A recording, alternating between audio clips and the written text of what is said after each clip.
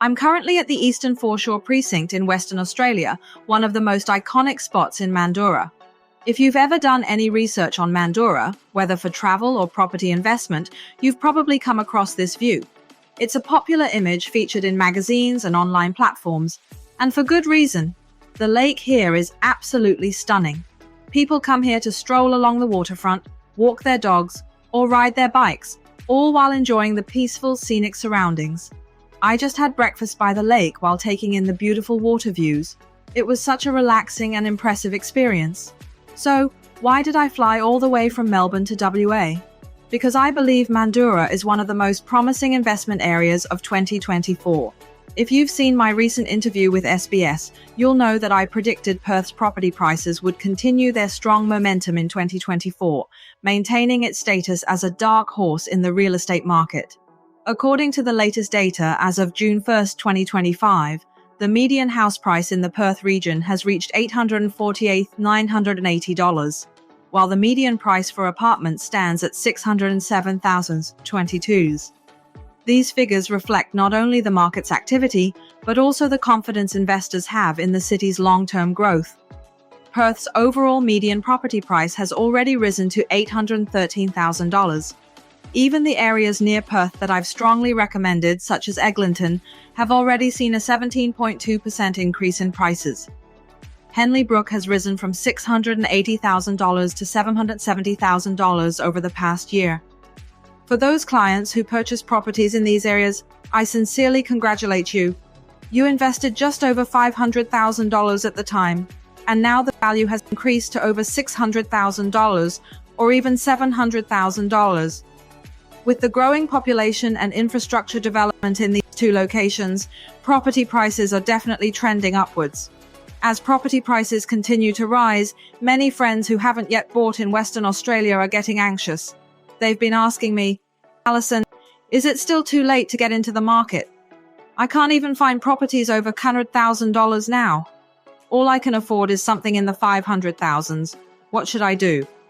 Are there any properties with lower entry costs but high rental yields? So right after the new year, I flew to Perth to film this video for everyone.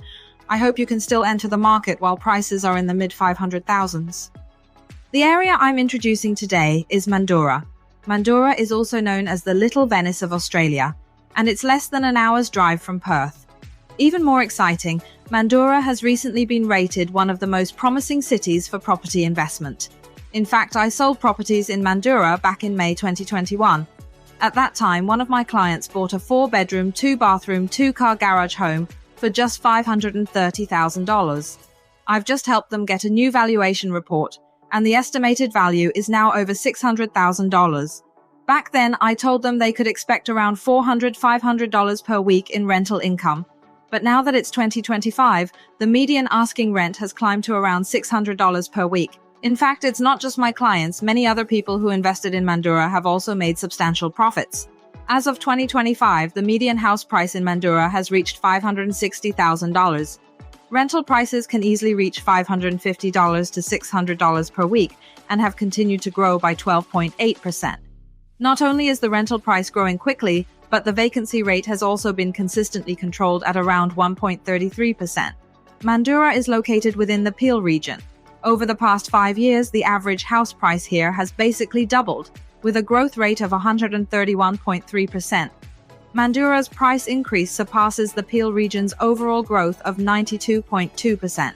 I'm not sure if you all remember, but during my previous interview on SBS, I mentioned that in Perth, a house can sell in an average of just 16 days. Mandurah has already broken this record. According to the latest data in June 2025, it only takes 14 days to sell a house in Mandurah. Please note that this is the average number of days it takes to sell a property.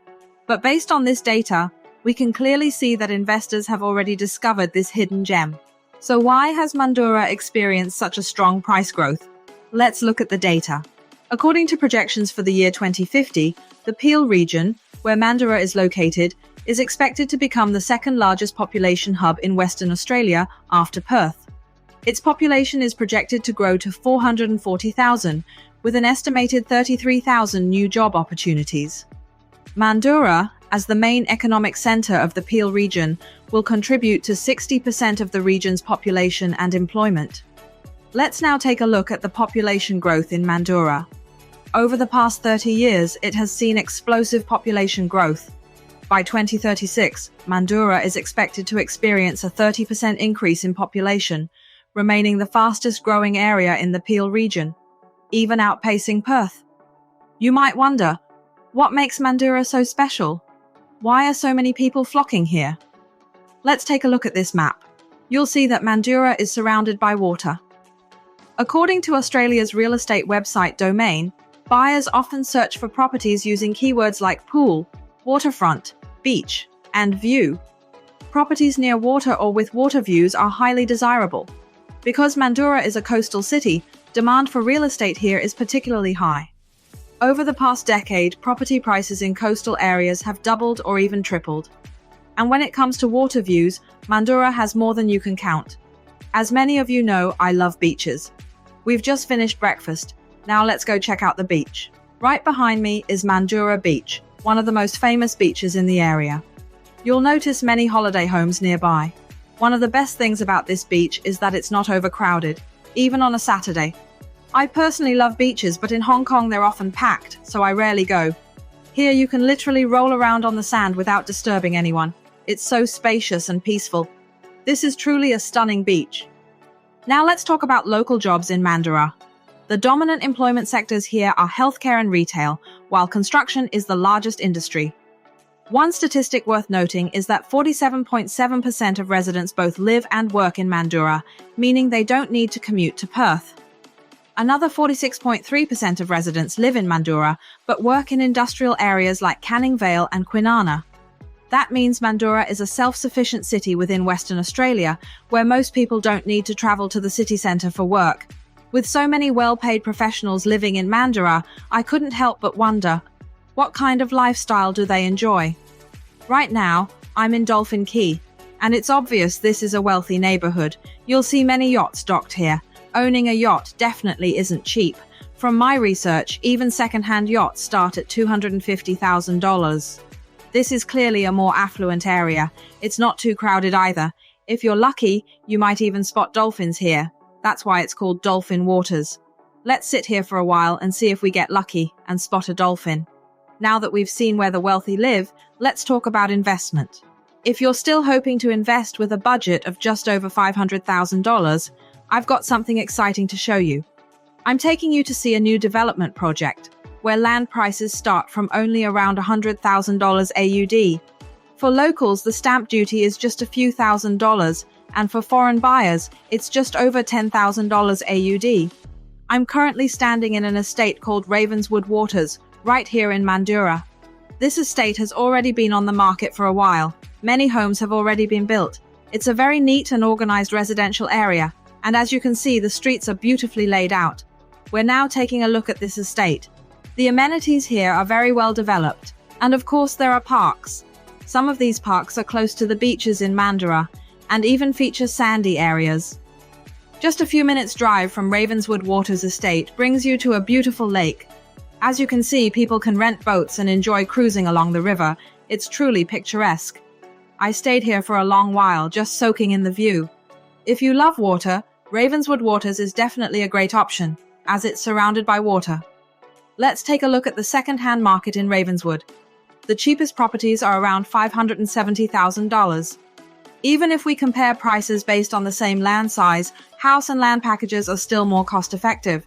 That's why many PRs and citizens, even those eligible to buy second-hand homes, still choose house and land packages in this area. Currently, there are only 3 rental listings in Ravenswood, and a 3-bedroom home can fetch up to $680 per week. These figures highlight the severe supply imbalance here. In 2021, the population was 85,859, and by 2031, it's projected to grow to 113,522, a 30% increase. This population growth is clearly outpacing land supply, which will likely continue to support strong property prices in the area. Mandurah is a popular choice among investors. Over the past 5 years, property prices here have increased by 131.3%, which is an impressive growth rate. Even with this strong growth, the median house price is still around $570,000. So, If your budget is under $600,000 and you're looking for high rental returns in a fast-growing area, Mandurah is definitely worth considering. It's the kind of opportunity many investors dream of. In fact, many locals in WA, as well as interstate investors, have already started paying attention to Mandurah in recent years. With its prime coastal location and excellent healthcare and education resources, Mandurah is uniquely positioned to thrive. More and more people are relocating here, and the population is rapidly increasing. Investors have begun to discover the potential of Mandurah, and fortunately, the local government is also doing a great job in aligning with the population boom. The city of Mandurah has launched a 10-year plan called Transform Mandurah, attracting significant private investments. For example, over $100 million has already been invested into waterfront infrastructure. The goal is to create a 15-minute city where work, school, shopping, healthcare, and dining are all within a 15-minute drive.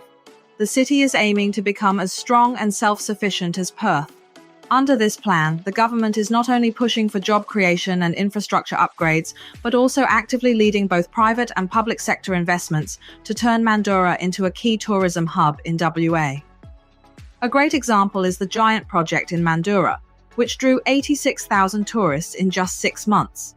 As WA's second-largest city, Mandurah has excellent medical facilities, with various hospitals and clinics. It's no surprise that many healthcare professionals choose to live here. And we all know healthcare professionals place a high value on education for their children. Mandurah's strong point is exactly that: education. It has a wide range of primary and secondary schools. One school worth highlighting is Greenfield Primary School, considered one of the top-performing schools in WA. There's also Frederick Irwin Anglican School, which runs from kindergarten to year 12. It has an impressive rating of 95 and is ranked 43rd in the state. Beyond primary and secondary education, Mandurah also boasts rich university resources. Murdoch University, one of Australia's top institutions, has a campus here. In fact, 85% of its research disciplines exceed global standards. From primary to tertiary education, Mandurah offers first-class educational facilities. I'm currently at the Murdoch University Mandurah campus. Not many suburbs have a university campus, but Mandurah does. And there's also a TAFE here. Another major transformation in Mandurah is a $350 million expansion project of a large shopping centre, funded by private investors. This is the Mandurah Forum, which houses over 220 stores. Let's take a look. This place has everything: Big W, Kmart, Coles, and all 4 major banks: ANZ, NAB, Westpac, and Commonwealth Bank. Right behind me is H&M. I know many Asians love shopping there because our body frames are smaller and not every store carries suitable sizes. So H&M becomes our best friend. There's also Woolworths, commonly called Woolies by locals. The stores are large, though not the cheapest, but they have everything. Then there's David Jones, one of my favorites. If you've been to David Jones in Australia, you'll know it's a huge chain with all kinds of brands: Ted Baker, Guess, Tommy Hilfiger, and more. As we walk around, we even spot a fish market. I absolutely love seafood. There's lobster, various types of prawns, and even chilled oysters. Honestly, I could totally see myself living in Mandurah. If you live here, you could come every Sunday, stock up on everything, and you'd be set for the week. Most people live in houses, which means big fridges, so you can store a lot and meal prep for the whole week. It's super convenient. If you're not into cooking, you can always head to the food court. Let me grab a bite. Oh wow, there's a Chinese restaurant here. I didn't expect such a large yum cha spot in Mandurah Forum. I love yum cha. I'm going in right now. I've missed Chinese food so much. I'm so happy to see this. Mandurah Forum even offers dim sum, and of course I'm rushing in. I haven't seen these dim sum trolleys in a long time. My favorites are siu mai and lo mai gai, which I always order when I go for yum cha. I've loved them since I was a kid. Speaking of Mandurah's transport, trains are essential. If you want to go to Rockingham, it's only a 20-minute ride. If you're heading to Perth CBD, it's just 51 minutes. Let's put this to the test. I'm at the train station now, about to take a Transperth train into the city. It really only takes 51 minutes, under an hour, similar to driving. So if you don't want to drive, taking the train is a solid option. While Mandurah has many benefits, it may not suit everyone. For instance, if you're buying to live and you work in Perth, you'd face a 50-plus minute commute each day. Mandurah might not be ideal for you. But for investors, this distance is perfectly fine.